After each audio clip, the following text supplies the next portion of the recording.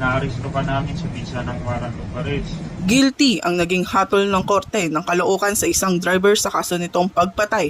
Agad na inaresto ng mga operatiba ng District Special Operation Unit, katuwang ang District Intelligence Division, ang nasabing lalaki matapos mahatulan ng korte ng guilty. Kinilalang lalaki bilang si alias Tisoy, di niya tunay na pangalan na 27 anyos, na isang driver at residente ng Caloocan.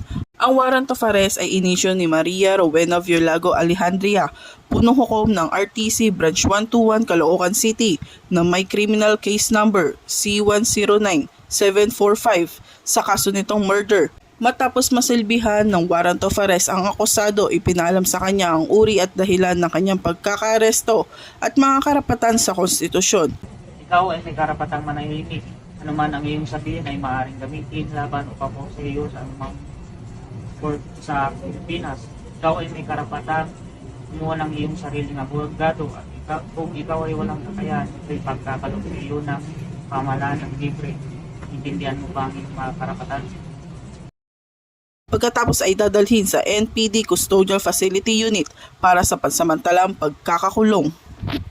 Mula rito sa Northern Police District, ako po ang inyong PNN correspondent, Patrolwoman Glycelan Esperanza, alagad ng batas, tagataguyod ng Balitang Pulis.